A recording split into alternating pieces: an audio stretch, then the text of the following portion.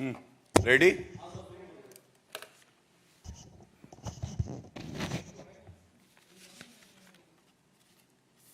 सभी पत्रकारों को नमस्कार। अभी कुछ समय पहले दिल्ली के मुख्यमंत्री श्री अरविंद केजरीवाल जी ने मानो झूठ बोलने का नया कीर्तिमान बना दिया, झूठ की एक कड़ी लगा दी। अब ये कहना गलत नहीं होगा कि दिल्ली मॉडल हो गया है फेल, अरविंद केजरीवाल आकर झूठ की लगा रहे हैं रेल। और जो करते हैं ये वादा, उसका पूरा नहीं किया आधा। मैं सबसे पहले इस मंच से चुनौती देता हूं श्री अरविंद केजरीवाल जी को। अभी 1 घंटे पहले ही आपने एक प्रेस वार्ता करी है अरविंद केजरीवाल जी, और जैसे आपकी राजनीति बड़ी सतही है, उसमें गहराई नहीं, विश्वसनीयता नहीं, वैसे ही आपकी प्रेस कॉन्फ्रेंस भी होने लगी है। और इसीलिए शुरुआत करेंगे जो 3 बड़े झूठ बोल के अरविंद केजरीवाल जी को लगा हर बार की तरह मैं निकल जाऊंगा। नहीं अरविंद केजरीवाल जी, जब आपको चुनौती देने भारतीय जनता पार्टी आती है तो वो विश्वसनीयता के आधार पे आती है, ठोस आंकड़ों के आधार पे आती है। और मैं बड़ी जिम्मेदारी से इस मंच का इस्तेमाल करते हुए एक बात कहूंगा, 3 झूठ आपके समक्ष रख के पकड़ूंगा और चुनौती देता हूं कि कल 24 घंटे के अंदर अगर हिम्मत है अरविंद केजरीवाल जी में, तो वो साबित करे कि जो तथ्य उन्होंने रखे वो सही है या जो तथ्य हम रख रहे हैं वो सही है। हर बात पे झूठ बोलना, हर बात पे गलत तथ्य रखना। सबसे पहले अरविंद केजरीवाल जी ने आज प्रेस कॉन्फ्रेंस में यह बात कह दी कि मनरेगा की राशि में 25% की कटौती की गई है, जबकि इस योजना से देश के सबसे गरीब किसान मजदूर को 100 दिन का काम मिलता है। तो पहला झूठ यही पकड़ते हैं। और अरविंद केजरीवाल जी ये प्रेस वार्ता जरूर देख रहे होंगे। जिस तरह से मनरेगा को प्रभावी बनाकर ना केवल उसका बजट बढ़ाया, पर यह सुनिश्चित किया कि एक एक रुपया उस मजदूर के खाते में सीधा पहुंचे और भ्रष्टाचार ना हो, उस मॉडल का नाम श्री नरेंद्र मोदी जी का मॉडल है। और अरविंद केजरीवाल जी, आपने कैसे कह दिया कि 25% कटौती की गई है? मैं आपके समक्ष आंकड़े रख देता हूं। 2021-22 में मनरेगा का जो बजट था वो 73,000 करोड़ था। 73,000 करोड़, बता भी दे 73,000, और इसको रिवाइज्ड एस्टिमेट में बढ़ाया गया और 98,000 करोड़ करा गया, 25,000 करोड़ ज्यादा। और हम सब जानते हैं कि कोविड की महामारी थी। प्रधानमंत्री जी की एक सोच है कि हर व्यक्ति को खाना मिले, रोजगार मिले, कोई भूखा ना सोए। इसके लिए 25,000 करोड़ रुपए मनरेगा का बजट बढ़ाया गया। और इसके साथ कभी नहीं भूलना चाहिए, जो स्वयं में एक उत्तर है, अरविंद केजरीवाल जी कहते हैं ये रुपया आता है, जाता कहां है? सत्येंद्र जैन के घर नहीं जाता है, मनीष सिसोदिया और उनके परिवार के लिए इस्तेमाल नहीं होता है।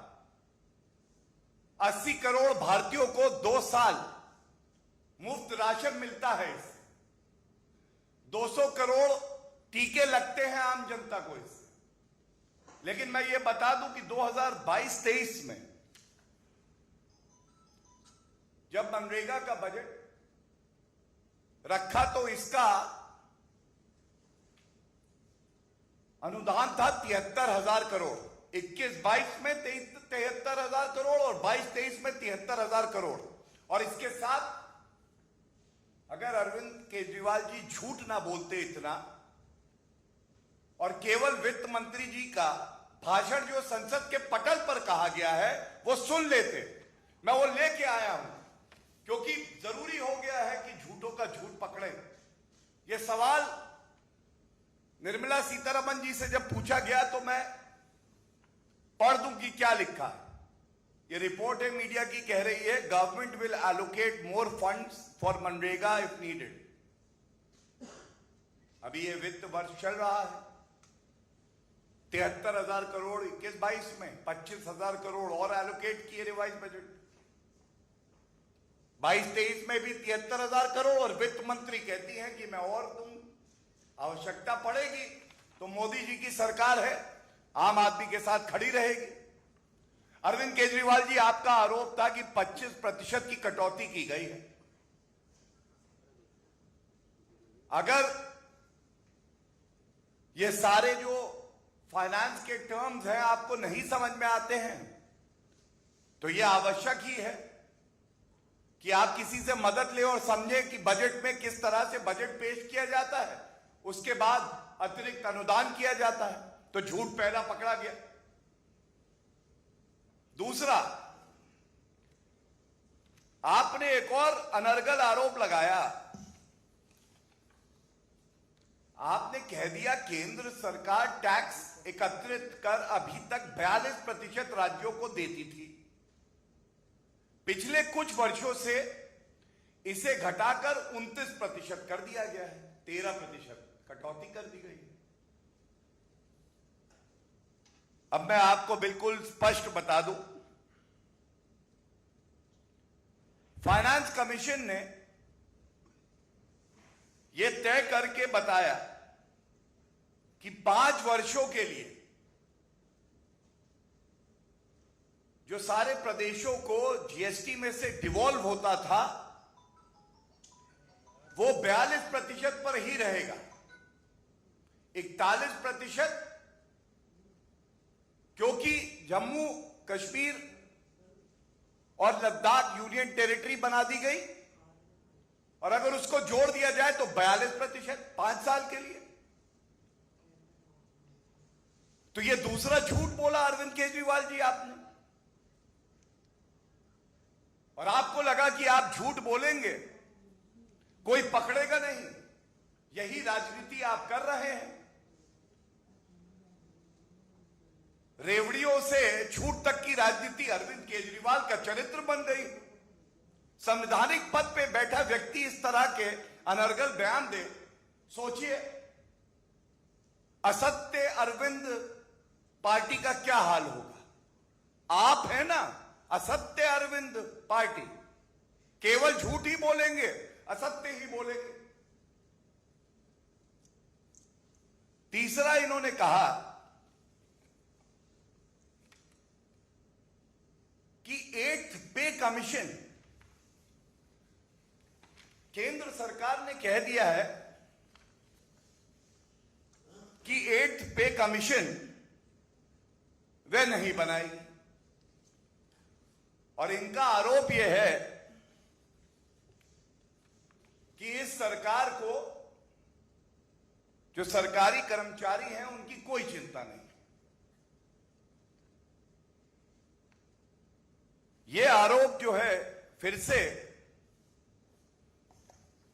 मैं कह देता कि समझदारी नहीं है, गलत समझ पाए, लेकिन अगर अरविंद केजरीवाल जी का ट्रैक रिकॉर्ड देखें तो इसी तरह से झूठ बोलते हैं, और झूठ पकड़ा जाता है तो एक माफी का लेटर जेब में तैयार होता है, आते हैं कहते हैं माफ कर दो, गलती हो गई, झूठ निकल गया।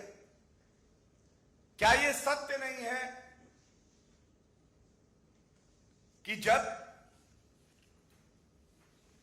ये बात 8 पे कमीशन की सामने आई तो उसके साथ केंद्र सरकार ने कहा हर बार पे कमीशन की रिकमेंडेशंस होती हैं जो लागू होने में समय लगता है और उससे असुविधा होती है जो सरकारी कर्मचारी। तो एक ऐसा मॉडल, एक ऐसा फॉर्मूला निकाला जाएगा जो कि यह सुनिश्चित करेगा कि समय समय पर उसी मॉडल को क्रियान्वित करके वो लाभ जो सरकारी कर्मचारी हैं उनको मिलता रहे। तो अरविंद केजरीवाल जी, आपने ये बात क्यों कही कि केंद्र सरकार 8वां वेतन आयोग नहीं बनाएंगे? केंद्र सरकार का सारा पैसा कहां गया? अपने कर्मियों को वेतन बढ़ाने की स्थिति में नहीं है।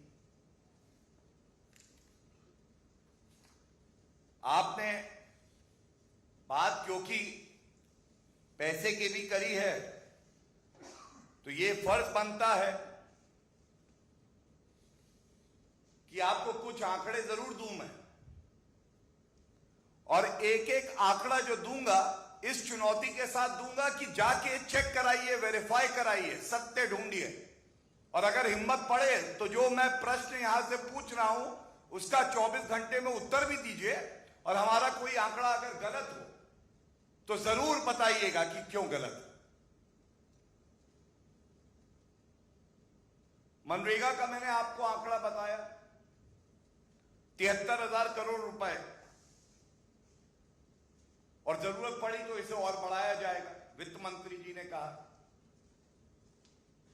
हम सब जानते हैं किस तरह से 2 साल से जो 80 करोड़ भारतीय हैं उनको कोविड की महामारी में मुफ्त राशन मिले, कोई भूखा ना सोए, ये सपना देखा तो उसको पूरा करके दिखाया मोदी जी ने।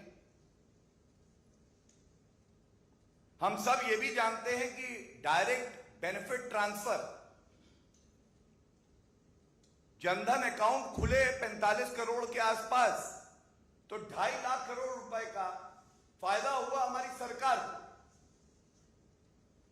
उज्ज्वला में 9 करोड़ गैस सिलेंडर दिए, प्रधानमंत्री किसान सम्मान निधि में 10 करोड़ किसान लाभान्वित हुए। साल में 3 बार 2,000 की किस्त मिलती है, करीब 2.25 लाख करोड़ रुपए इसमें खर्च किया गया।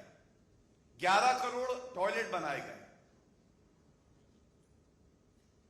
मैंने 200 करोड़ टीके मुफ्त लगाए गए, इसका जिक्र भी करा। ये सब आंकड़े जो देते हैं बड़ी जिम्मेदारी से देते हैं, और ये बताते हुए देते हैं कि आप अगर कोई बजट लाते हैं या जनता की सेवा करते हैं तो उसमें एक प्लान होता है, एक दूरदर्शिता होती है, एक सोच होती है। You have to maintain fiscal discipline also. लेकिन वादों का क्या है, करते जाओ। वादे करने हैं, निभाने थोड़ी ना है अरविंद केजरीवाल जी को। मैं आपको मुख्य बिंदुओं पे बताता हूं कि क्या वादा करते हैं और असलियत क्या है, और ये चुनौती देता हूं कि आप इस पे उत्तर दीजिए अरविंद केजरीवाल जी। भ्रष्टाचारी मंत्रियों के खिलाफ तो आपकी हिम्मत नहीं हुई आप कार्रवाई करें, लेकिन इस प्रेस वार्ता में जो सवाल है ये जनता के सवाल है, इसका उत्तर आप जरूर देंगे। इन्होंने कहा कि हम 500 नए स्कूल खोलेंगे। 2015 से 21 के बीच में ये सारे प्रमाण लेके बैठा हूं। 500 नए स्कूल तो नहीं खोले, 16 स्कूल बंद जरूर हो गए। आज दिल्ली के जो स्कूल हैं 745 ऐसे हैं जहां प्रधानाचार्य नहीं है, और जो पिछला आंकड़ा सामने आया था करीब 16,000 शिक्षकों के पद खाली हैं। कहा 500 नए स्कूल खोलने थे, ना प्रधानाचार्य हैं, ना नए स्कूल खुले, बंद हो गए। नौकरियों की बात 2015 में कहा 8 लाख बेरोजगारों को नौकरी देंगे, और ये इनके मैनिफेस्टो का ही हिस्सा है, अंग्रेजी में है, पढ़ भी देता हूं। आप will create 8 lakh new jobs in the next 5 years। वादा देखिए, वादे का आधा भी नहीं, 1/4 नहीं, 1/10 नहीं, 8 लाख का वादा किया। बेरोजगार जो लोग थे उनकी संख्या थी 15,34,384,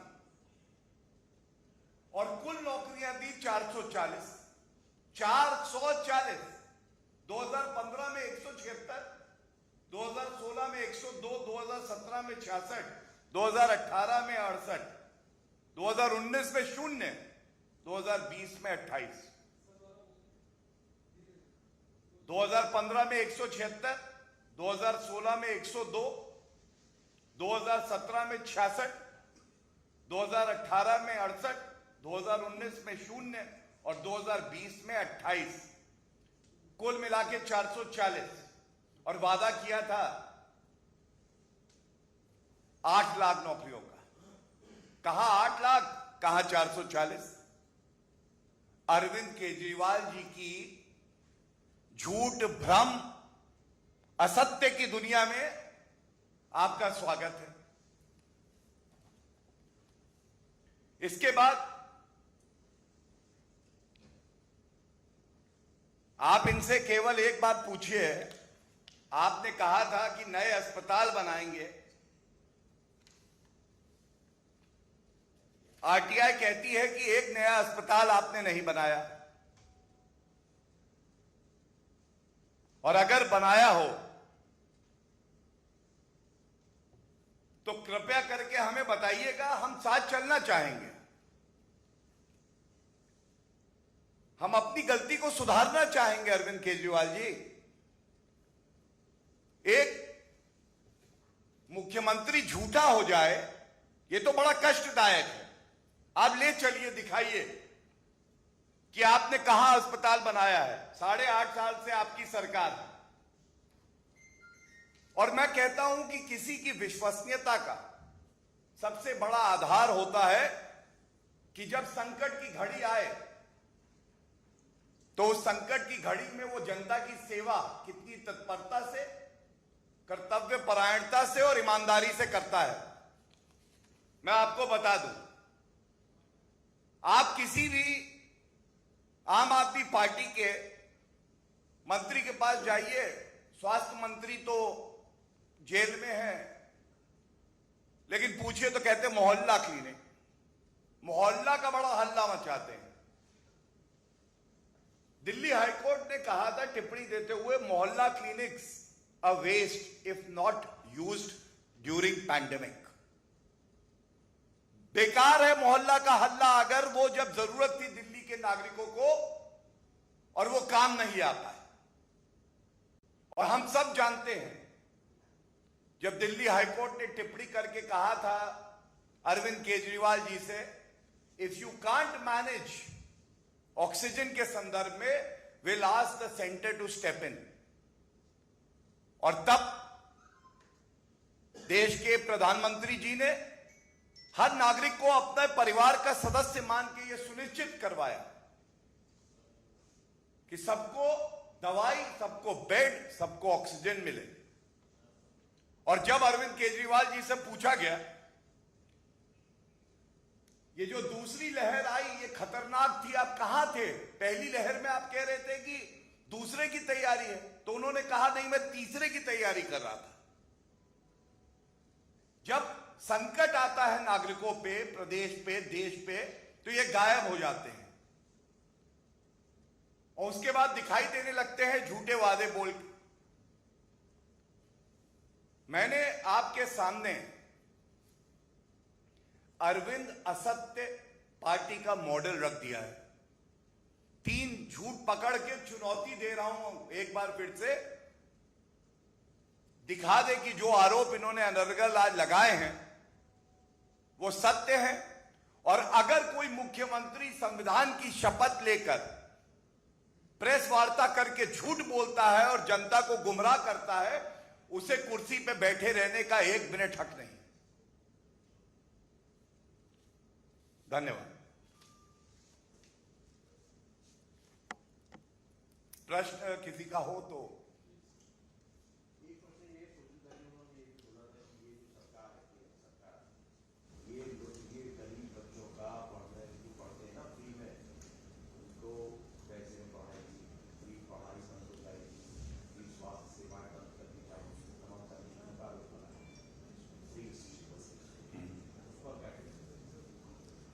देखिए, सबसे पहले आज अगर पूरी प्रेस वार्ता में हो सकता है गलती से ही, लेकिन अरविंद केजरीवाल जी के मुंह से सच ये निकला कि पूरे देश में शिक्षा तो मुफ्त है। आप ध्यान से देखिएगा उस प्रेस वार्ता। अरविंद केजरीवाल जी, पूरे देश में अगर शिक्षा फ्री है तो फिर आपका ये असत्य मॉडल क्या कर रहा है? लेकिन जो झूठ आज पकड़ा गया वो मैंने आपके समक्ष रखा है कि 500 नए स्कूल आपको बनाने थे, 16 आपने बंद करवा दिए। अस्पताल आपने नया कोई खोला नहीं। पानी का आपने वादा किया था स्वच्छ देंगे, तो बताया जाता है 30% ऐसे घर हैं दिल्ली में जहां पे नल की पाइपलाइन ही नहीं है, पानी नहीं आता है। स्वास्थ्य मंत्री आपके जेल में है, आप में हिम्मत नहीं है उन्हें हटाए। मैं केवल इतना ही कहूंगा, इस तरह की हल्की, घटिया और झूठी प्रेस वार्ता करने की बजाय अरविंद केजरीवाल जी, ये आपके पास अवसर है, चुनौती स्वीकार करिए। अगले कुछ दिन आने वाले जो हैं, एक दिन आपके मोहल्ला क्लिनिक और आपके जो नए हॉस्पिटल हैं उनको देखें, एक दिन आपने जो नए स्कूल बनाए हैं उनको देखें, एक दिन जो 15 लाख सीसीटीवी कैमरा लगे हैं उनको देखें। और मुझे पता है कि आप ये चुनौती स्वीकार इसलिए नहीं करेंगे क्योंकि आपका काम केवल जनता को भ्रमित करना है, झूठ बोलना है, और आपसे कोई सवाल पूछे तो आपको अच्छा नहीं लगता। धन्यवाद।